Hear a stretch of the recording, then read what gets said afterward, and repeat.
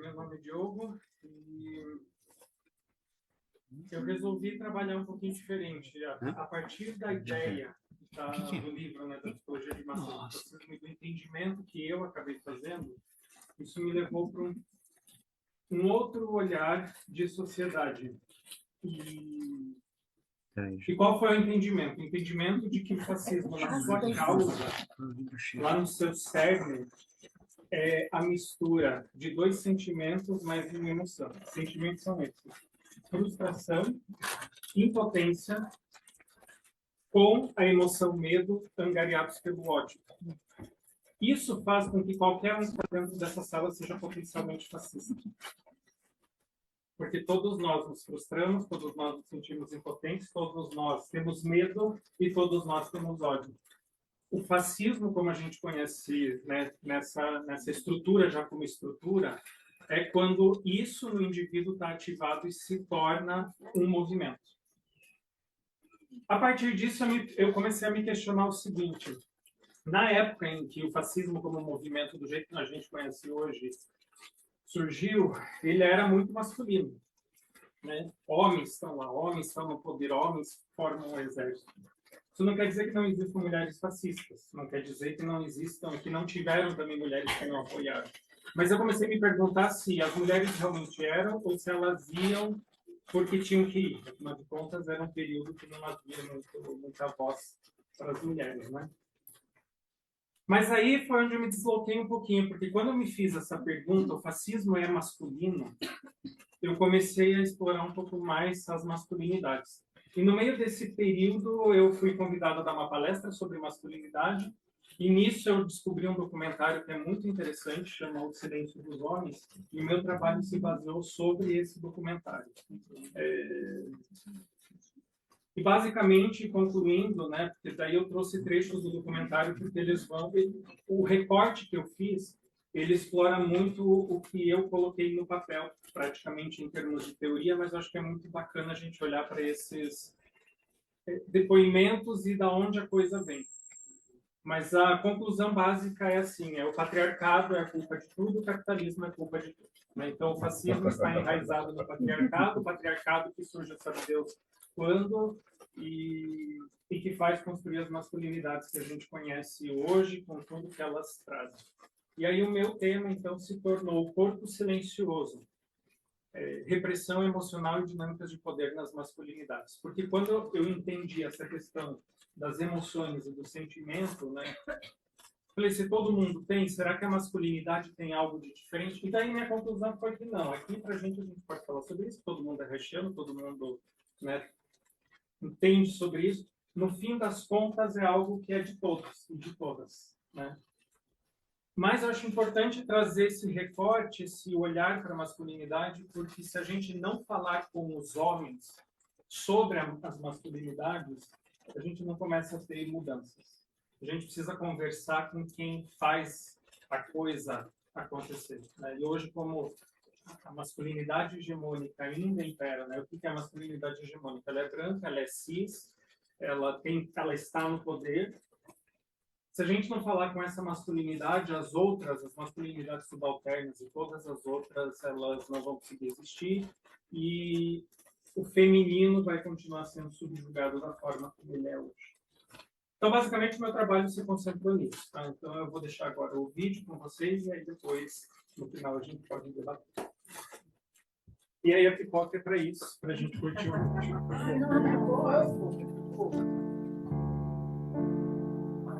Tem mais.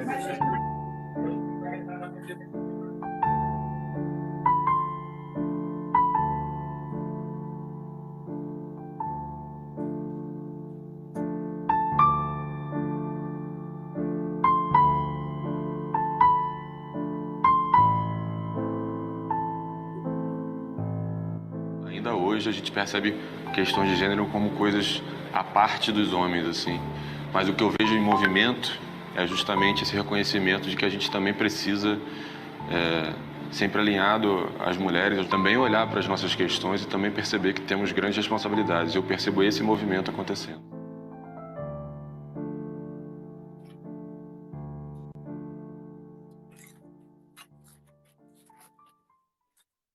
Acho que toda mulher tem uma história de violência para contar. Toda mulher tem várias histórias de violência para contar. São violências que aconteceram em casa, são violências que aconteceram no ambiente de trabalho, são violências que acontecem na rede. Praticamente 60% dos casos, eles ocorrem quando a mulher fala que quer o divórcio ou fala que quer romper o namoro, o relacionamento, e ele não se conforma. E, infelizmente, a forma dele reagir a isso é com violência. Óbvio que nós vamos falar da mulher, trabalhar com empoderamento feminino e com toda a parte de proteção e assistência a essa mulher que sofre violência. Porém, nós temos que falar do outro lado da violência. Quem é esse homem que está agredindo essas mulheres? Por que ele está agredindo essas mulheres? Como fazer para que ele não agrida mais? Porque todos os casos de feminicídio vêm numa escalada da violência. Se você consegue impedir, de alguma forma, aquele homem de continuar nesse fluxo, nesse ciclo, você consegue evitar a morte de uma mulher.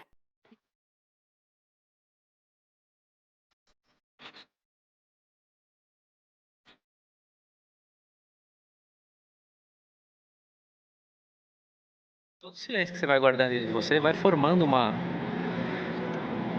um turbilhão de emoção e chega uma hora que você explode, né? E talvez essa explosão não seja tão positiva.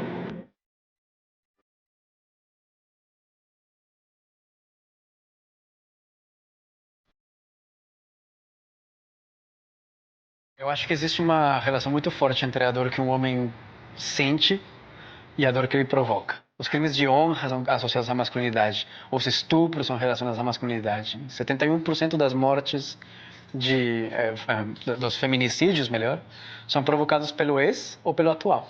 71%.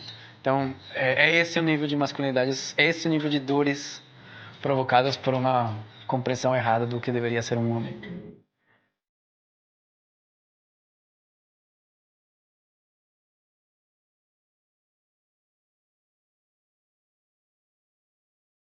Quantos homens vão ao psicólogo? Eles vão segurando para eles aquilo sem nenhum tipo de ajuda. E a hora que isso estoura, ela vai estourar ou na violência, ou no uso excessivo de droga, ou no uso excessivo de álcool. Tudo isso traz no homem uma mistura de sentimentos que acabam se revelando em comportamentos agressivos e violentos contra a primeira pessoa que está lá e que ele sabe que por uma construção histórica, cultural e por falta de uma legislação rígida, ele pode agredir, violentar sem que nada aconteça com ele. –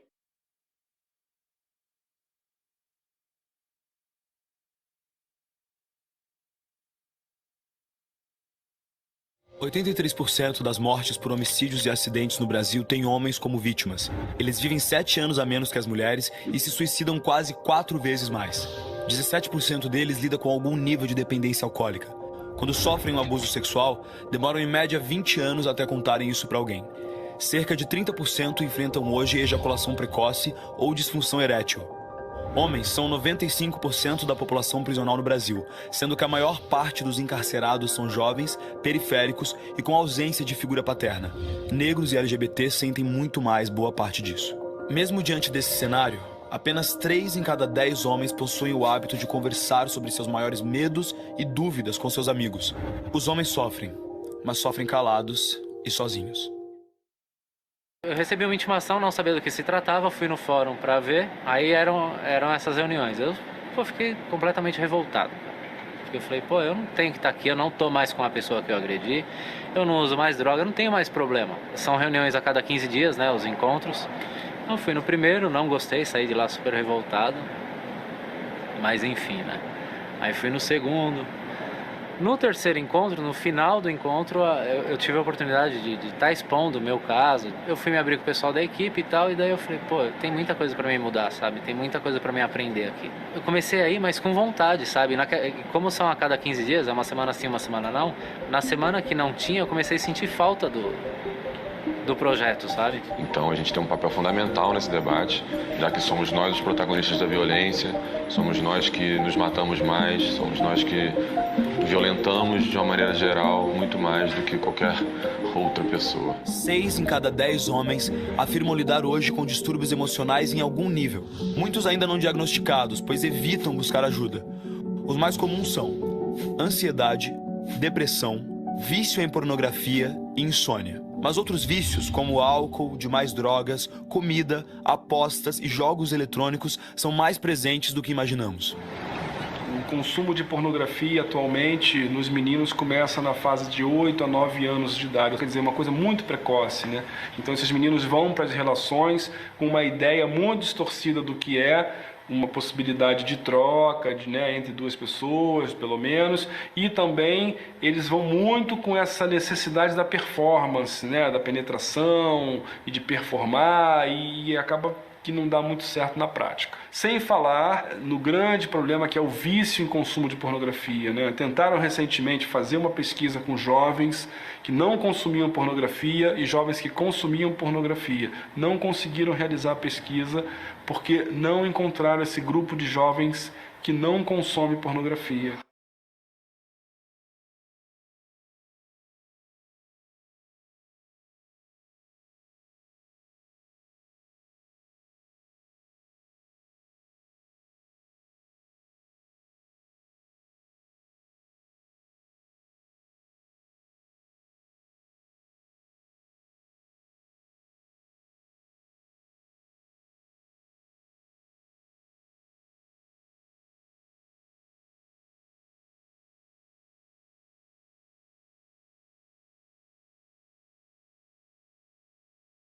De até 17 anos, afirma se sentir solitário sempre. E 37% deles nunca conversou com ninguém sobre o que significa ser homem. Será que estamos oferecendo aos meninos referenciais saudáveis para compreender e expressar sua masculinidade? Tem um dos meninos que ele é muito engraçado, é um menino gay, o Dudu. Ele sempre faz uma piada quando ele precisa de alguma coisa, quando ele precisa de celular, ele pega meu Instagram e fala: galera, meu celular é igual ao meu pai, não tem. Tô precisando de um celular e tudo mais. A maioria dos homens afirma ter o pai como principal referência de masculinidade. Mas só 1 em cada 10 já conversou com o pai sobre o que significa ser homem.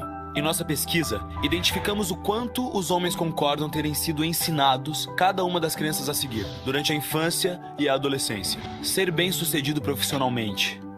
Não se comportar de modos que pareçam femininos. Ser fisicamente forte. Ser o responsável pelo sustento financeiro da família. Não expressar minhas emoções. Dar em cima das mulheres sempre que possível. E somente 2 em cada 10 homens dizem ter tido exemplos práticos de como lidar com as suas emoções. Por que pais e filhos têm tanta dificuldade em conversar sobre as pressões que enfrentam como homens? Como os pais podem ser mais presentes, abertos e afetuosos? Por que ninguém se prepara para a paternidade? Porque parece que vai vir uma luz divina quando a criança nasce e vai iluminar o nosso ser e a gente... A partir daquele momento você é um pai. Só que o amor não é construído de uma hora para outra. Uma relação não é construída de uma hora para outra.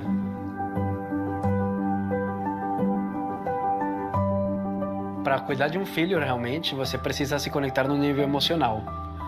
E para isso você precisa entrar em contato com emoções que talvez você como homem nunca se permitiu. Que faz parte do homem a questão do não cuidado. O homem se cuida menos. E para se cuidar menos, é muito difícil você cuidar de alguém. Então, antigamente tinha 3 pilares. O pilar da proteção, da procriação e da provisão. Então, a transformação numa paternidade ativa é deixar para trás um pouco a questão da simples proteção e passar para o cuidado. Então, já não é um pai que entra e resolve.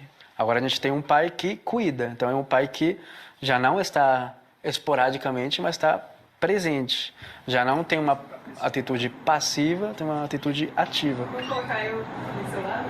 Quais são as minhas referências paternas? E pensar o que eu quero replicar. É estudar mesmo, é se dedicar. Porque sem conhecimento, a gente não vai conseguir ser empático. E aí quer bater foto, beijando a barriga, para os outros falarem que é paizão, mas o cara não tá nem aí. De se necessário se impor. Não tô achando graça do que você tá falando, brother. É pau mandado. O que você quer dizer com isso? Porque realmente eu tô indo lá cuidar da minha esposa, do meu filho, eu sou pau mandado? O que você faria? Então é questionar também. E isso precisa ter coragem.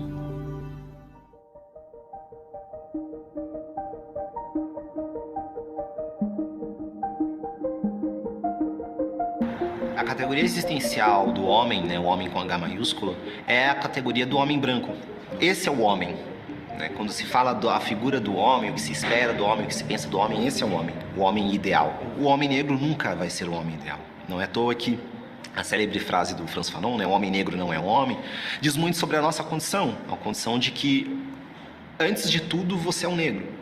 E esse negro vai ser sempre correr atrás do prejuízo em relação a o que você pode fazer para ocultar este lugar do ser negro. E a gente vai tentando se constituir para se aproximar do homem, do branco. A dor é entender que eu ocupo um lugar que, independente do quão eu sou, do quão eu estudo, de quão bonito eu sou, de quão bem vestido eu sou, de quão cheiroso eu sou, de quão legal eu sou, isso vem antes de mim. Isso vem antes de mim. Então a gente pode cegamente entrar numa lógica de remediar a violência em relação ao homem preto e nunca olhar para os reais motivos que construíram esse ambiente violento que cerca o homem preto, que mata o homem preto a cada 23 minutos. Não tem como a gente falar de masculinidade preta e não falar de violência. Quando eu me coloco como um homem dentro da sociedade, a sociedade me cobra uma postura de homem. Me é cobrado, você não pode chorar. E aí é uma coisa muito recorrente entre homens trans, que quando começam a assumir os papéis masculinos dentro da sociedade, eles falam, uma coisa que eu notei que eu parei de fazer quando eu cheguei nessa masculinidade, eu parei de chorar. Eu me vejo obrigado a seguir um padrão para ser aceito como um homem. O primeiro xingamento que eu ouvi na escola, ainda criança, é bicha. Você nem sabe o que é bicha, mas você aprende que aquilo é ruim. Quando você se descobre bicha, você vê que você é gay, você quer esconder aquilo, você quer negar aquilo pra você mesmo, porque você aprende que é errado. E você aprende numa fase onde todos os seus valores estão sendo formados, né? Isso é péssimo, porque você tem que desaprender muito do que já estava formado ali para você se aceitar, para você sair do armário, para você depois contar para as pessoas e ensinar algumas que aquilo não é errado. Então é um esforço muito grande.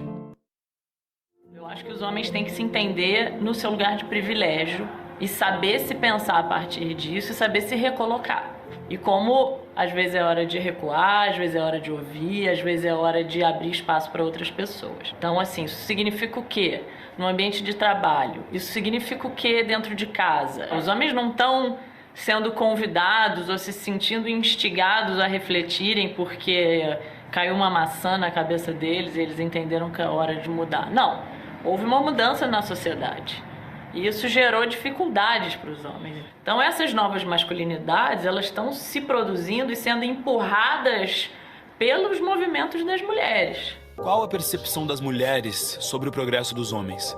50% das mulheres concordam, em algum nível, que os homens estão agindo de modo menos machista nos últimos anos. E 65% delas afirmam que os homens que são pais estão participando cada vez mais. Entretanto, 54% acreditam que eles ainda não entenderam completamente que elas merecem as mesmas oportunidades e direitos. E somente 28% das mulheres acham que os homens estão assediando menos. Mas será que eles estão confrontando seus amigos? 6 em cada 10 homens afirmam já ter deixado de lado pelo menos uma atitude machista ou homofóbica apontada por outra pessoa. E 5 em cada 10 homens de até 17 anos afirmam confrontar seus amigos com frequência. Ou seja, muitos de nós parecem ter dado um primeiro passo para a mudança, o que é ótimo, mas há muitos outros degraus pela frente. Foram as próprias mulheres vítimas de violência, e isso é muito importante falar, que me deram a luz de trabalhar com os agressores. Conversa com ele. Promotora, por favor, chame ele aqui. Então, quando um homem se percebe machista e ele começa a questionar aquilo, não é uma questão só racional. Tem um componente emocional muito forte. Tem a ver com ele ficar no escuro, perdido, sem saber o que ele de fato é. Então, até que ele encontre uma nova identidade que seja segura, reconfortante, que traga benefícios para ele, ele não vai abandonar aquela outra identidade que ele tem muita familiaridade que ele viveu até aquele momento. Eu sou machista. Vivi e fui criado numa sociedade machista. Eu vou me educando através de relacionamentos, através de conversas, para ser o mínimo de machista que eu consigo. Só que quando alguém me falar que eu sou machista, eu não preciso estar com 2 pedras na mão e pensando, Pô, mas eu não sou machista 99% das vezes. Você vai falar dessa uma vez que eu fui machista? Sim, vai falar dessa uma vez que você foi machista. Assim como se alguém falar sobre a uma vez que você foi racista ou... Nós conseguimos diminuir a reincidência com os grupos reflexivos desses homens, que eram 65% reincidentes, para quanto de reincidência? 2%. Então é um resultado, quase nenhum desses homens voltou a cometer ato de violência contra a mulher. Hoje eu consigo tratar minha companheira com respeito que ela merece. Sei que não vou ser menos homem porque eu tô passando um pano, ou porque eu tô lavando uma louça, ou porque fui pro fogão. Sabe, sei que tô ajudando ela, até porque eu moro eu moro ali, não é que eu tô ajudando ela. Eu moro ali, a obrigação é minha também. Não pode ser uma responsabilidade das mulheres educarem os homens. Agora vocês vão ter que ser desse jeito. Não. Pera, você acha que tá dando certo ser assim? Você acha que faz bem ser assim? Se você começa a achar que não faz bem ser assim, por que você não fala com seu amigo que não é legal aquilo que ele tá fazendo? A gente vai sentar numa roda e se fazer boas perguntas. Perguntar quais são os medos, obstáculos e vergonhas que a gente tem. A gente vai se responder com sinceridade, em primeira pessoa. A conversa não é teorizando, não é falando dos homens, da sociedade, do Brasil. É eu sinto, eu vivo, eu tenho esse obstáculo, eu tenho essa alegria, esse sonho. Mas do ponto de vista social, subjetivo, o maior resultado é esse homem voltar para mim e falar o seguinte: doutora Gabriela, eu não cometo mais violência contra a mulher, mas tem uma coisa que isso me ajudou. Eu consegui olhar para os meus filhos e falar: eu te amo. Eu consegui entrar num grupo para tratar do meu alcoolismo. Eu tenho mais amigos no trabalho. Para mim, é o resultado mais expressivo desses grupos reflexivos de homens, mostrando que há essa possibilidade, é efetiva e os homens podem sim despertar para uma nova vida. E uma vez que você muda seu comportamento, não dá pra voltar atrás, né? Uma vez que você consegue escutar mais, você aprende a ficar mais calado. Uma vez que você aprende a sentir mais empatia, você coloca isso em movimento. E de repente você já é um homem diferente do que você era, não só há 5, 4 anos, mas às vezes diferente do que você era da última vez que você discutiu com alguém. Esse é um movimento de coragem. Coragem para assumir responsabilidade, coragem para escutar as mulheres, coragem para abrir nossos corações, sermos vulneráveis e nos ajudarmos a construir vidas melhores. Não é um movimento de homens virtuosos e bonzinhos, muito menos de novos homens. É um movimento de homens comuns, como eu e você. Mãos à obra?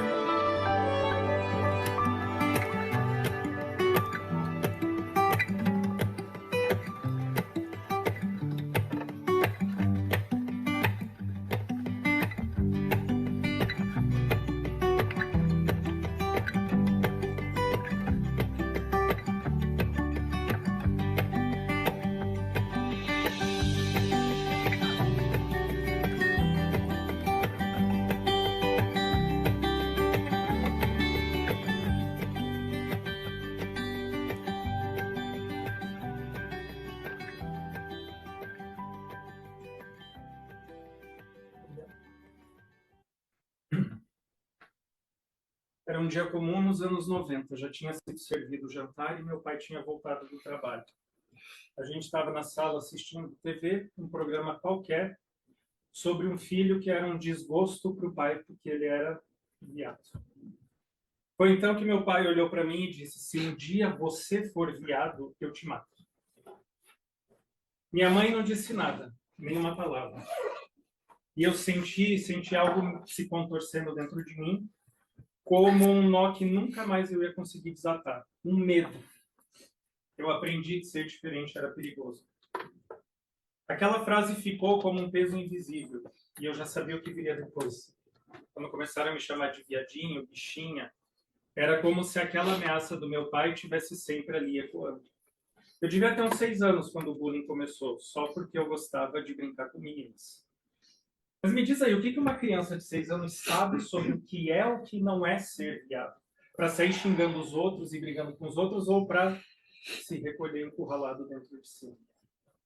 Os anos foram passando e cada vez que eu tentava falar, cada vez que eu queria chorar ou mostrar algo, era como se aquele nó apertasse mais. Com 12 eu perdi minha mãe e fiquei com aquele homem que me ameaçou de morte.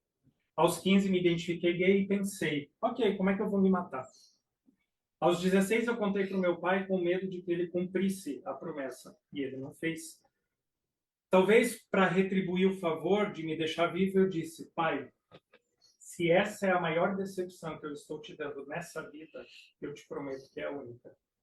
E não te preocupe, você não vai me ver de saia. Aos 17, eu fui ameaçado de morte pelo ex-marido de uma colega de sala só porque eu dancei uma música com ela na festa junina. Aos 18, eu precisei correr. Corra, seu viadinho de merda, porque se eu te pegar, você vai amanhecer com a boca cheia de formiga. Você já teve que correr assim por ser quem você é? Aos 20, eu me lembrei que eu fui abusado aos 3, mas eu só consegui falar sobre isso com quase 40. O que acontece quando tudo isso fica aqui dentro? Quando a gente aprende que não pode chorar, que não pode ter medo, mas tem. Às vezes sinto que sou um vulcão prestes a explodir, mas acabo implodindo dentro de mim. As palavras que eu nunca disse que ficaram presas aqui, elas saíram aqui e aqui e aqui. O que significa ser homem em uma sociedade que exige força, controle e silêncio? Será que nascer homem é uma doença incurável? E você? Qual que é o silêncio que o teu corpo guarda?